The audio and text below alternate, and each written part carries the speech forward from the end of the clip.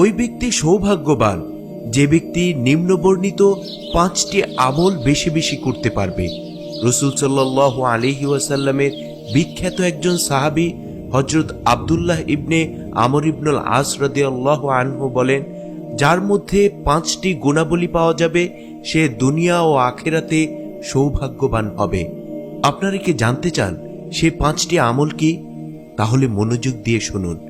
1 নম্বর হচ্ছে, যে ব্যক্তি বেশি বেশি লা ইলাহা ইল্লাল্লাহু মুহাম্মাদুর রাসূলুল্লাহ জিকির করবে, যার অর্থ হলো আল্লাহ তাআলা ছাড়া কোনো ইলাহ নেই আর মুহাম্মাদুর রাসূলুল্লাহ সাল্লাল্লাহু আলাইহি ওয়াসাল্লাম আল্লাহ তাআলার রাসূল।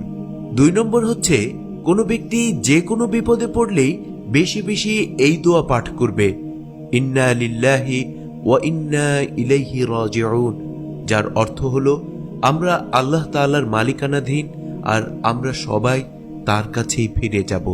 এর সাথে আরেকটি দোয়া বেশি বেশি পাঠ করবে, তা হচ্ছে লা হাওলা ওয়ালা কুওয়াতা ইল্লা বিল্লাহিল আলিয়্যিল আযীম, যার অর্থ হলো আল্লাহর সাহায্য ব্যতীত পাপ থেকে বেঁচে থাকার কোনো ভরসা নেই এবং পুণ্য কাজের কোনো শক্তি নেই, একমাত্র তার সাহায্যেই সেটা সম্ভব।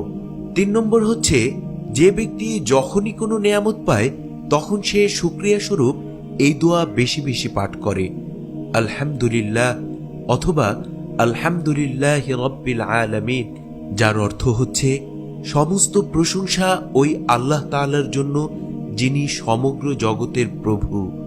4 নম্বর হচ্ছে, যে ব্যক্তি যখনই কোনো কাজ শুরু করে তখন সে এই দোয়া পড়ে নেয়, বিসমিল্লাহির রহমানির রহিম, যার অর্থ হচ্ছে পরম করুণাময় অসীম দয়ালু আল্লাহর নামে শুরু করছি।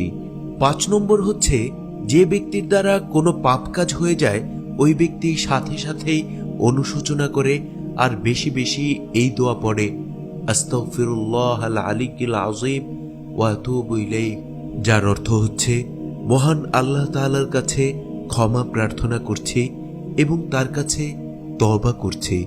উপরোক্ত এই 5টি আমল যদি কেউ তার অভ্যাসে পরিণত করতে পারে তাহলে সে দুনিয়া ও আখিরাতে কামিয়াব হয়ে যাবে, সে সৌভাগ্যবানদের অন্তর্ভুক্ত হয়ে যাবে।